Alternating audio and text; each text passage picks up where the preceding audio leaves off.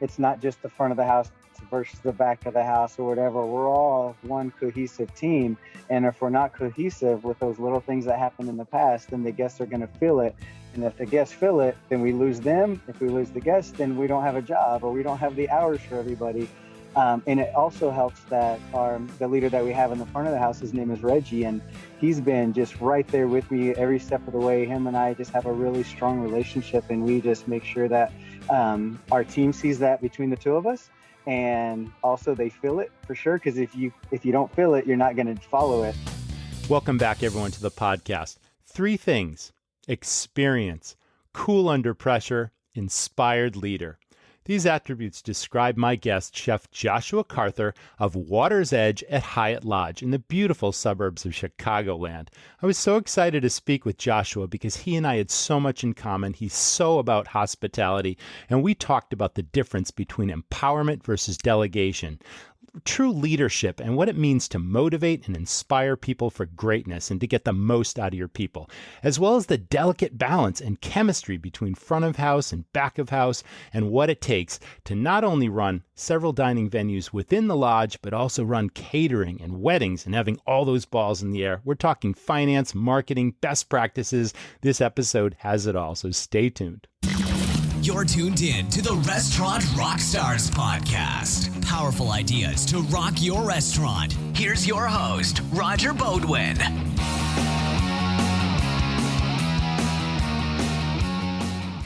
Rockstars, let me tell you about 7 Shifts. 7 Shifts is a modern labor management platform designed for restaurateurs by restaurateurs. Effective labor management is more important than ever to maximize profit and success, especially now as restaurants begin to reopen and expand their teams. Trusted by over 500,000 restaurant professionals, 7 Shifts gives you the tools you need to simplify scheduling, easily manage time and attendance, communicate with your team, and retain your talent. Best of all, 7 Shifts integrates with the POS and payroll systems you already use and trust, turning your team into a competitive advantage to your business.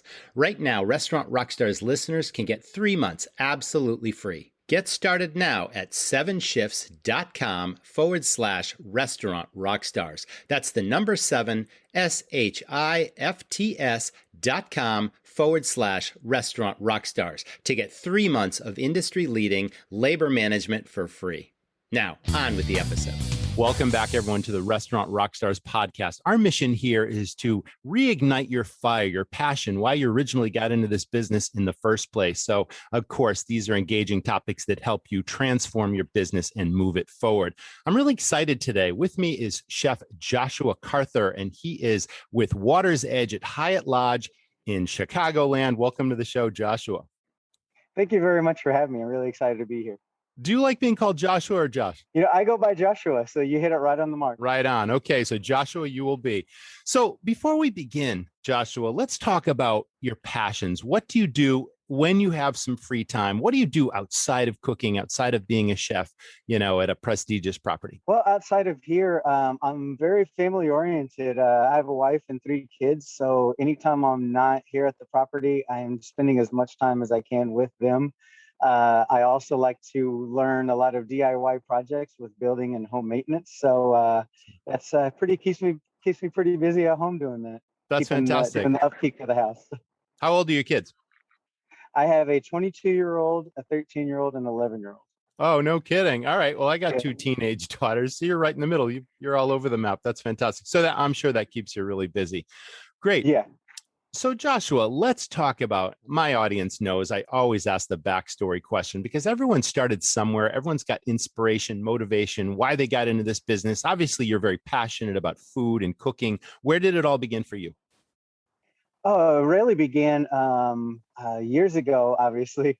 My oldest brother, he used to like cooking at home, and he was pretty good. And just to kind of build a relationship with him, he's about 6 years older than me. I used to just kind of go alongside him from time to time and just watch him do things. And that kind of created the interest in it and almost a connection with him of, following along in his footsteps of just liking to make good food. And when I was in high school, I was presented an opportunity to my junior, senior year, go to a vocational culinary program half the day. And I figured that was a win-win. One win was I could get out of school half the day. And then the other half of the day, I could go and learn something into a trade that I really was kind of interested in. And it really took off from there. Can you tell us about, okay, that program? Because there's different ways to becoming a chef. There's classically trained chefs that apprenticed under a chef. They might have worked their way up from line cook to sous chef. Maybe they worked pastry, different stations, and they learned sort of on the job. And then there are those that went to formal culinary programs, or a combination of above. They might have done the culinary school part-time while they worked in a restaurant and they got to practice their skills. I mean, is there any ideal way of getting into this business? It's different for everyone, but there's definitely a very logical path, obviously for you in that. But what did you learn in school? And, what's your advice for other people that have a passion for cooking? They're not quite sure how to get into their first restaurant gig. Maybe they do it at home. Maybe they're studying. Well, that's all over the map, but let's ask you those questions. Yeah, just like you had mentioned, there's definitely multiple ways to get there. The most common way is going through culinary school and earning your stripes, going that route and getting into the industry. What I did is after I graduated high school, or while I was in high school, I actually started working in restaurants as a dishwasher just to kind of get the experience. So I want to say my sophomore year, I started doing dishwasher, busboy. And about my junior, when I really started going through the vocational school, I obtained my first hotel job as a cook. And really, it just the passion in me really got ignited, and it just really clicked with me very well to where I started working like on the line where I was working cold side, just making salad sandwiches, and then I basically was entrusted with doing the higher end, like cooking steaks and seafood, saute station, grill station, and I did all that while I was still in high school. And because of my vocational program and getting out of school part of the day, I actually was able to get to work sooner than most high school students. So I was almost in full-time status my senior year of high school while I was working at a hotel. And really after that, it kicked off where I started culinary school. And unfortunately, I didn't finish culinary school. And at that point, as I kind of joke around and tell people, I went to the school of hard knocks. I got people I worked under people that gave me a chance, and first gave me a lead cook role where I was doing high production breakfast buffets, lunch buffets in a hotel setting. And then I got I got a supervisor role in a hotel on the line. And really right after graduation, I want to say within 6 months, I had transferred out to a resort in the Carolinas where I got a first sous chef role. So every step of the way, I had people that kind of given me a shot to prove myself. And I really focused on making sure that they never regretted those decisions. And every step of the way, I was learning and just showing people that no matter what it took, I was there to work hard and learn and progress. And that's kind of what I did. And one interesting thing that I did was it was kind of funny, but when I went to the Carolinas for my first chef role, I was too young to go to the bars of the clubs. So I would work in the morning as a chef, and then the evening, because we were only open for breakfast and lunch. In the evening, I would go to the front of the house and learn how to be a server and just see what the other side of the line looked like and how to actually interact with guests on that close proximity. So that really helped me out in my career from there, just understanding and cross-departmental relations as well. Well-rounded experience for sure. So I'm hearing a few things. I mean, I'm hearing that you had some pretty special people that mentored you, that sort of took you under their wing and helped you develop as a chef, helped you develop your skills, and really sort of inspired you while you learned. Would you say that's accurate? 100%. Yeah. That's fantastic. So this has got to have some impact on your management style right now, the way you came up through the business, because I've worked in a lot of restaurants before I ever even owned a restaurant, never thought I'd be in the business. But it's like I started out as a dishwasher at a country club, was promoted to bartender, bartended at a number of different restaurants in college. And I came into contact with a lot of different kitchen people. Some were, really sort of dictatorial people that just sort of barked orders and told you what to do, and they, they got respect through intimidation. We've all seen those types of chefs. And then those chefs that really sort of don't have attitude, are cool under pressure, really recognize talent in someone and nurture and develop that talent. And that's clearly the way to go. Why don't you tell us about your management style and some of the people that you work with that you're bringing up in the business? Yeah, I'll start really fast just by confirming what you said. I have worked with a lot of leaders that really led by intimidation. And as I was learning and growing, I was also taking mental notes on what kind of a leader I want to be. Yeah. And, when I was put in different situations of, as we used to call it, the flame throwing chefs, working alongside them or under them, I would kind of make mental notes saying that I never want somebody to feel what I was feeling in some of these situations. So, fast forward to now, what leadership style I think that best explains me is that I lead by inclusion. So as I'm going through decisions in the operation here, whether it be, or let's start with menu development. As I'm going through the menus, the first thing I'll do is I'll get with our wait staff and I'll say, okay, let's take a look at sales reports and see what hasn't sold. Let's see what kind of feedback you're getting from guests and what they would like to see. What are they asking for? And I'll start with that as my starting point. And then from there, I take our menus and I cross items off the list that we want to get rid of. And I'll meet with my culinary staff, and that's everybody. That's the cooks and my other chefs. And we'll sit down and say, okay, this is the items that we're going to remove. Let's come back in another week and let's brainstorm some ideas on what you guys have come up with in the past week to see what would make it on the menu. And a lot of not everybody, but a lot of the team over the years have really gotten excited about that process. So everybody would come in, and if somebody had like a super great idea from time to time, I would actually put their name on our menu. For example, we had a guy in our fine dining outlet, and he came up with a really good lasagna, and I called it Manny's lasagna. That's just how I like to manage everybody. And then that's just for the menu part. But when it comes to our day-to-day operation, what I will do is we'll go through stand-up meetings or even post-shift meetings, and we'll talk about how things have gone over the past week or the current day or even looking ahead. And I'll talk to the staff like, what do you think we could do differently? What do you think we could do better on? How can I be better to support you in your roles? And we just have those open conversations. And one common point of feedback I've gotten from the team over the years and different teammates that have come and gone was that they had never been treated as an equal to the managing team, and being part of those processes. And just that's something that just really told me internally in my own heart that that what I had hoped to achieve in my leadership role of not having people feel those things that I felt in the past was being achieved. And that was just confirmation that I was on the right track with people. Wow, that's fantastic. We're on the same page about that for sure. And, especially during this labor crisis, it's like we really have to take care of our good people, and we really have to maybe shift our management styles from the way things were before the pandemic to now, like you said, inclusion. People want to know that they have a voice, they want to be valued, they want to be recognized for, good ideas like that. And as well as just providing feedback, good or bad, negative or positive. I think it's really important that you up level the team that way. So I totally agree. I love the setting, by the way. So you're at a place called Water's Edge at Hyatt Lodge, and you're just outside Chicago, I guess. And there's a big lake in front of this property.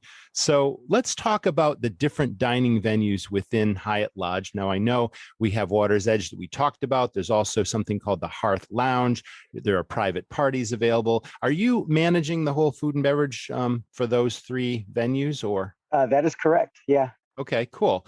So now let's talk about Water's Edge. It's very similar to a business that I currently own that completely pivoted. Okay, first of all, Water's Edge, correct me if I'm wrong, but I believe it is a sort of an upscale cafe and marketplace concept, right?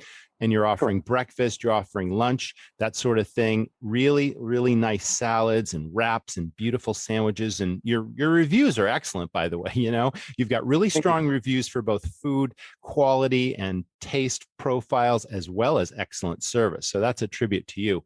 But interestingly, my business had to pivot. We bought just before the pandemic a breakfast place that's sort of what you would think of your grandma's old-fashioned breakfast place. You walk in, there's an old-fashioned sort of soda fountain counter, and there were old booths and whatnot.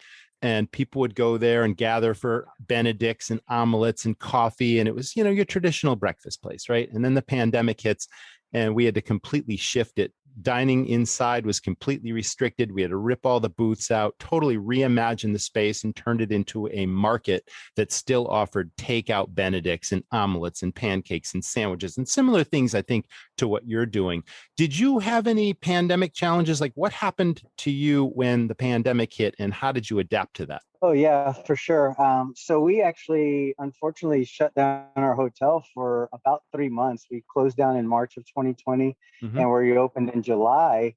And the interesting thing is we reopened in July. We're in the Chicago suburbs in the village of Oak Brook, and the good thing about being in the suburbs was, we didn't have, as we came back in July, we didn't have those same restrictions as like Cook County, Chicago did.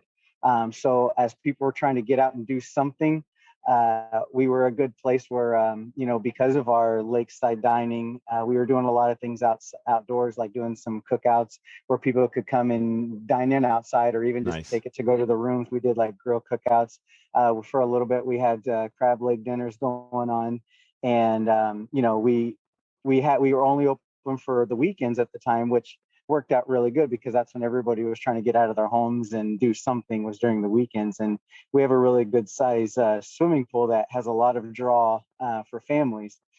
So that's what was going on when we first reopened in July. And we actually opened up super busy, busier than any of us had anticipated, I believe. And then we had stronger mitigations, I want to say in November, where we had to basically go back to where there was no indoor dining at all at that point. And that really put a damper on us. So we just did everything to go and tried to do everything out of our restaurant that people could take to the rooms or at least go through the other grounds of the hotel.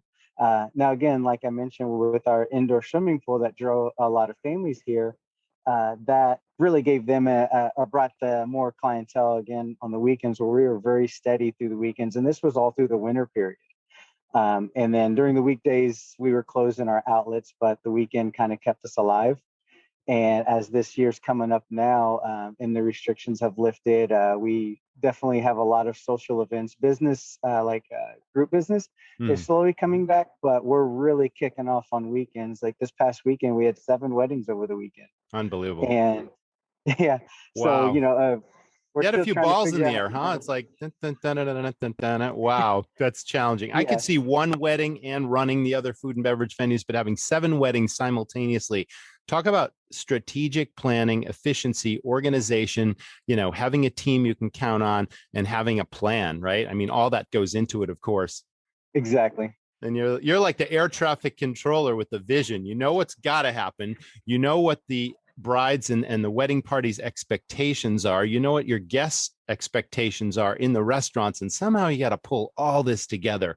Man, you got to be cool under pressure for that, I'm sure.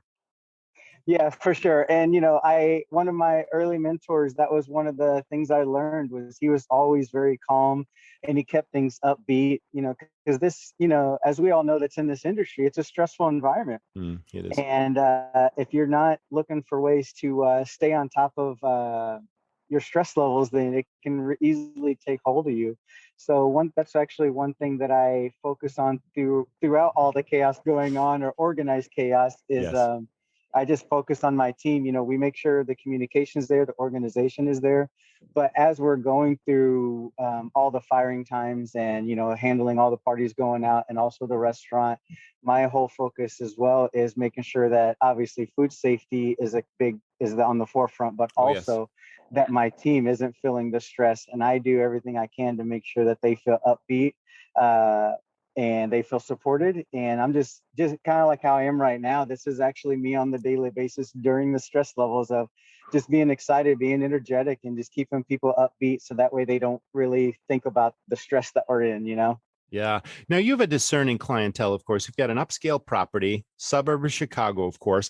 And, the news headlines and, not just the airlines, but restaurants. It's like people are just they have such high expectations right now, and the demand is at an all-time high, and restaurants are short-staffed and people have short tempers.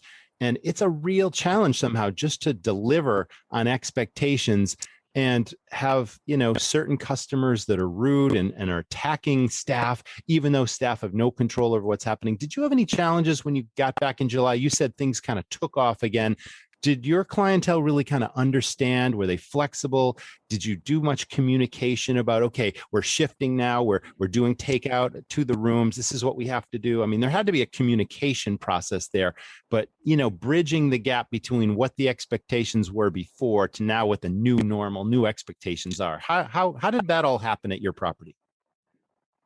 Well, yeah, from our sales team out to down to our front of the house staff, we have basically tried to communicate all the challenge, not the challenges, but all the requirements that we have from our local health department. Mm-hmm. And I would say in the beginning, we definitely had a lot of clientele that came in with that understanding.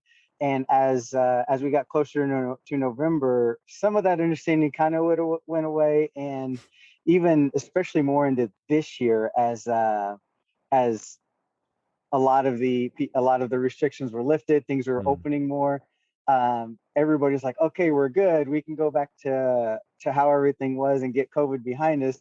Well, that wasn't the case because of staffing levels. So we just did what we could to communicate that to people. And, a lot of guests do understand that, but a lot don't as well. And they just really want, it's more, this is what I want focused, or me focused. Yeah. And I understand it. A lot of us do understand because you are still paying a premium to get some certain products and services. Correct. And although we do communicate that from check-in and sales and so on, we still make sure that we, as much as possible, we're trying to meet those demands that people come in with, or the expectation, the desire.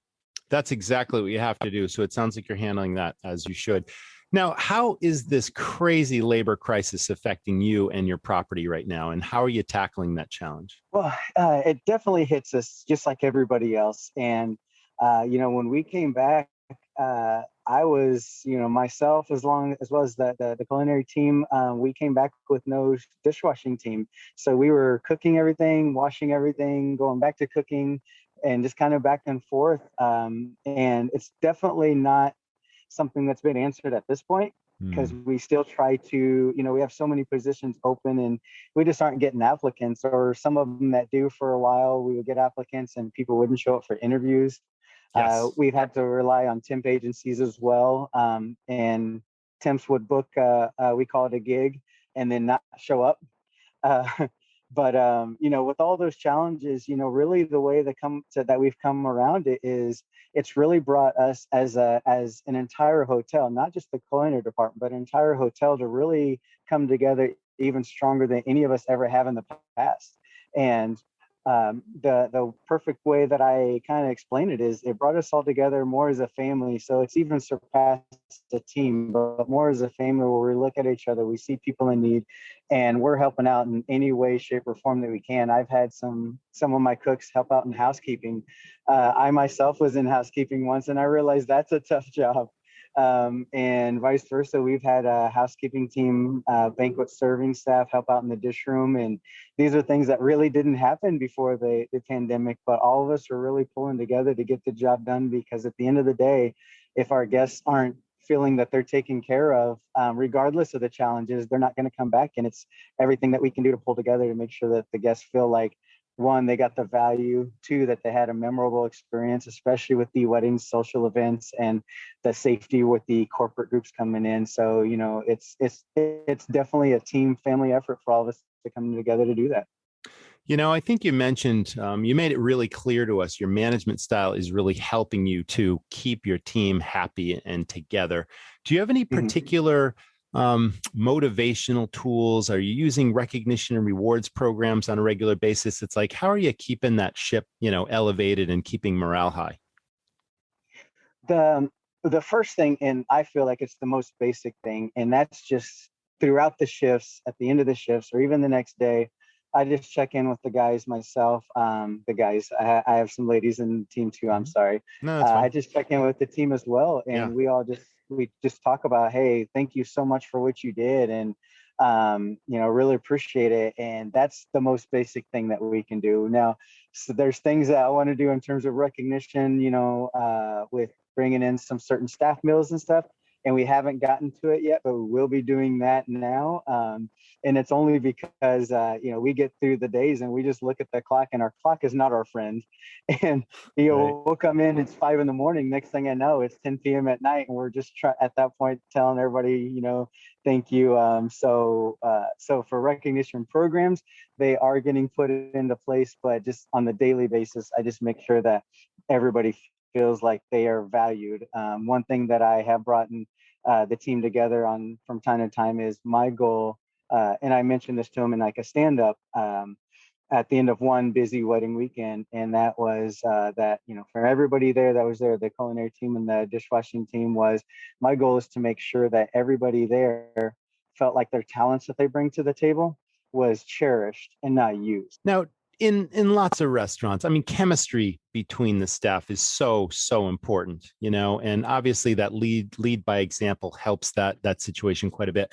But I've been in lots of restaurants. I've owned several restaurants. I've had different teams that we had to sort of pull together, front of house, back of house. Sometimes there's conflict. Sometimes there's, some petty jealousies because I'm working under, 900-degree conditions in this stuffy kitchen, and you're making like $200 a night and walking out the door and all that kind of stuff. And you're bothering me on the line. It's like, I got a full row of tickets right here, and you're bringing me this plate that wasn't cooked properly. It's like the balance has to be reached. It's like, how do you have any of those challenges, front of house, back of house, and how do you keep that team together so that people have a mutual understanding and mutual respect? We know each other's challenges, and somehow we all stay cool and make the guest experience as memorable as we can. You know what I'm saying? How do you handle that? Yeah, for sure. And that was always a balance that we've had, years and years. And I've always just tried to uh, bring the understanding to the culinary team as well as the front of the house team. Like I mentioned earlier, when one thing that really helped me out was when I was in the Carolinas and I learned the front of the house. I worked it, so I understood what guests were saying to the wait staff.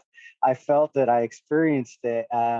So my translation to the kitchen team was, these are the questions that guests ask. And if you say the food's going to be ready at this time, it better be ready at that time.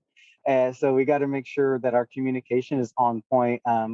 So over the years, that was always something that we would communicate to both teams and let them know what each team was feeling to try to avoid that.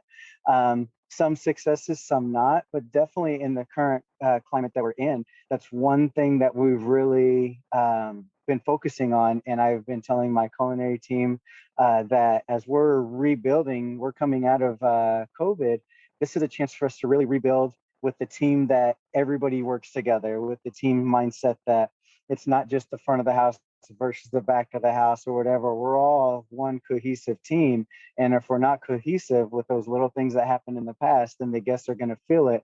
And if the guests feel it, then we lose them. If we lose the guests, then we don't have a job or we don't have the hours for everybody. And it also helps that the leader that we have in the front of the house, his name is Reggie, and he's been just right there with me every step of the way. Him and I just have a really strong relationship, and we just make sure that our team sees that between the two of us, and also they feel it for sure. Because if you don't feel it, you're not going to follow it. So we just make sure that that's communicated to our teams as well. And also, what we do is just the way that I had mentioned, I present to the team about their values being cherished. I also want to make sure that the wait staff that we have, they feel the same on our end from the culinary perspective, that I communicate that to them as well. Fantastic. So we already talked about all the plates spinning that you got to keep in the air. Okay, we got the cafe in the marketplace at Water's Edge. We've got the hearth. It's sort of a curated cocktail bar in front of the fire, but you're also having a pub menu there. You've got weddings, you've got group dinners, and you also have private events. Now, I understand that you're doing curated alcohol paired dinners. Want to talk about that? Yeah, that's really fun for us right now. One challenge that we've had over the years, because as you can see from the backdrop a little bit, you don't know we're minutes away from a busy shopping center called Oak Brook Mall, Oh, and yeah, not far out of Chicago, right? yeah. So a lot of people that come across here, they had mentioned over the years that they never knew we existed. They never knew this hidden gem was around with all the hustle and bustle of everything around us. And I always the culinary team and also the managing team and their outlets, it was always something we looked at was, people don't know we're here. We got that so much, so we were like, why don't you tell your friends? And that just didn't happen, or whatever reason, we still kept getting those comments. So these, like you had mentioned, these dinners that we're doing, the first one that we had in place was, it was all spearheaded by our general manager, and we had the Robert Mondavi wine dinner, and same thing. People were coming to the first wine dinner. They're like, "Wow, we never knew this was here." And that was a great experience. Great experience for myself and the limited team that we had, because we were able to go out there and just talk to the guests a little bit after the wine dinner was over. And then the second one was that we just recently had was paired with Orange Swift, and that was a cool experience. And in this one, when we came to the room to just say thank you for everybody that came to join us, it turned into a Q&A. Some of the guests got really into it, and they were asking us what our background was, and who did what presentation, because in that wine dinner there was a team of 4 of us that actually came up with every plate, each one of the plate presentations we did for each course. So the guests were asking us, who did this, what was your inspiration? And so that was a really cool time. And also, again, it brought a lot of pride into the team that we had, because they were able to see the guests' enjoyment in that evening. So yeah, the next one we have coming up, we're going to be pairing it with McAllen. And the reason I wanted to do this Zoom meeting outside was this is going to be where this next dinner is. We're going to do a pig roast. That's our main attraction for the evening, and just being able to be outdoors before it gets cold for one last big event for us. And then again, just all these different dinners that we have. It's just trying to get our names out there so people know that we're here. That instead of saying that we're a hidden gem, they can start saying that we're a gem that they know about, and they can really not just for these paired dinners, but also start to look at, maybe I can start bringing other events here, or social events, or maybe it's a wedding, it's a corporate group, but just being able to get people out here to let them know that we're here and what we have to offer from the culinary perspective, of course, but also with this beautiful grounds that we have. Yeah, I mean, it looks like an oasis just outside the city, right? What an escape from, the typical city hustle bustle. And then all of a sudden, a short drive away is, your place, the Hyatt Lodge. Yes, exactly. And I see you've got a patio out there. So you serve a lot on the patio when the weather is cooperating, of course. So that must be really popular with guests. Yes, it is. Let's shift gears a little bit. Even during go ahead. Sorry. No, go ahead. Even Finish during, your like, thought. especially when we have the weddings and stuff, we have a lot of cocktail receptions out here as well. So, well, it's great for photo ops and wedding videos and all that sort of thing. I mean, I'm sure that's a huge appeal. Just that setting it's spectacular. I had a chance to look at the website as well, and I got a view of the building lit up at night with the lakefront in front of it. And yeah, what a spot. It's fantastic. Let's shift gears a little bit and talk about financial controls, which are so important in the kitchen. And again, I've worked with so many different chefs, in my career, either working in restaurants or owning my own restaurants and hiring these people. And their skill sets are very broad and different. And some are really strong culinarians, and they can put out really beautiful food that guests rave about, but their costs are through the roof, and they have no sense of striking that balance between the all-important food cost and profitability versus the amazing, culinary skills that they put forth. So let's talk about financial controls at your property. Are you entirely in charge of that? Do you have people you work with that, order efficiently and take inventory and calculate food cost and labor cost and keep all that under control? Because in my book, that was critically important when I owned the properties. Well, yeah, and it's definitely, like I mentioned earlier, a big team effort. I have my culinary managing team, the chefs that I have, and they look at what we can. They do the inventories and some of the ordering, and then as well as we have events going on, they make sure that we have very, very minimal waste. on anything. And when we come to start the menus, we cross utilize as many ingredients as we can Mm-hmm. to make sure that that's going on. Even our sales team, they look at, if we have a group coming in that has a certain menu, they try to match that menu, so that way we can focus on. It's almost like one big party, even though it's different groups or smaller amounts or different amounts. They all have one menu is what we try to focus on. And then we have an amazing purchasing director as well, that he's basically my right hand guy that just communicates with me, and we just look at every ordering throughout the week, and we're just constantly in touch with our sales reps to say, okay, what are the pricings this week? Where can we be flexible on some of the stuff we're ordering? And it's just communication every day, every week, to make sure we're on top of it.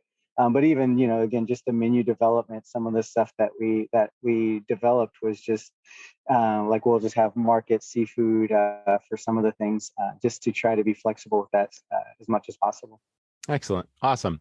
Let's talk about future goals. I mean, you've been here. How long have you been at the Hyatt Lodge? I've been here for a while. The grounds suck you in. It's a beautiful atmosphere to work. Yeah. And Yeah, it's peaceful. So, yeah, I've been here for 10 years at Wow, this point. that's an extensive career for sure in one property. What do you see your future looking like? I mean, what's down the road for Chef Karther? Yeah, this is definitely the start that I really wanted, was to go through the ranks in the culinary side. The first general manager I worked with in a hotel, he actually moved up through the ranks as a chef and then became to the front of the house as a general manager, and I highly respected him a lot. And so that is something I've looked at. So in the next years coming up, my hope is that I can cross train a little bit and then venture out to be a food and beverage director at some point in the future. I definitely have some great leaders that can help me along with that. Oh, that's fantastic. Okay, that's very admirable goals as you continue to build your career, because it sounds to me like you keep learning. I mean, you've got such a diverse skill set now, but it's like the day you stop learning, it's like, what's the point, right? I mean, part of your passion is coming up with new ideas, learning new skills, and sharing those skills with your team. Why don't we talk about, let's see, do you have any advice for up and coming chefs that might want to get into the business? Like, what would you tell them if, maybe somebody's 18 or 20 years old and they like to cook and they may possibly see a future in this? What would your best advice be? The best advice would be, as a starting point, the chefs that you see on TV, that's a rarity. Yeah. We don't get into industry because of the glamour and the salary. It's all comes down to heart. If your heart's not in it, you're going to kind of get crushed with the workload that you deal with, and just the amount of multitasking that's involved. But then secondly is the team that you work with is your greatest asset, and to not, as you continue to grow through the ranks, never lose sight that you can continue to learn, not just from great chefs, but the great team you work with. Like I mentioned, I lead by inclusion, and one thing that I can attest to that is, as we're coming up with the different menus and recipes, the team that I have in place here, they continue to teach me different presentations or different recipes, and that's one thing that I've been very humble about, is to let everybody know, even though I'm the executive chef, I don't have all the answers, and I continue to learn from them just as much as they do from me. So as long as you have that mindset, and it's not about pride or ego that a lot of chefs do get, let that go at the door, because there's so much growth you can have when you let that go and you include everybody. That's beautiful advice. Thank you so much. Well, Chef, it's been my pleasure having you as a guest on the Restaurant Rockstars podcast. So much. We appreciate our audience for tuning in, and we'll see you in the next episode. Thank you. It was an amazing experience. I really appreciate this. I wish you all the best of success in the future, Joshua. Thanks so much for being our guest today. Wow. Thanks, Chef Joshua. What an amazing episode. I love talking shop with people that are passionate about hospitality, that are running high-level organizations and really working with their people, because people, of course, are the foundation of your business. People are also the foundation of your marketing. Okay. And there's nothing more important than building a marketing database, getting raving fans for your restaurant, and building cash flow. All of these things are possible with a course we have called How to Start a Mug Club. If your restaurant has a bar or a lounge and sells draft beer, or if you have a coffee venue, you can start a mug club. And again, it builds a database that you can then market and communicate to your customers. It brings those customers in several times a week instead of maybe once or twice a month. It builds great cash flow. It's affinity building, that powerful sense of loyalty or belonging. That's what it's all about. So again, you too can build affinity with your customers, your guests, with How to Start a Mug Club. Check it out at restaurantrockstars.com on our shop page. I want to thank the sponsors of this week's episode, Cisco and 7 Shifts, the all-in-one labor management platform. And if you have an idea for an upcoming guest, all you have to do is go to the show notes of this episode. Halfway down the page, you're going to see Ask Us a Question, and you can ask or provide an idea. You can ask a question about a challenge or a pain point, or you can suggest a guest or a topic that you would love to hear, and we'll respond right back to you. You press a button, you leave me a message, I get back to you, and on we go. Thanks for tuning in. See you again next time. Thanks for listening to the Restaurant Rockstars podcast. For lots of great resources, head over to restaurantrockstars.com. See you next time.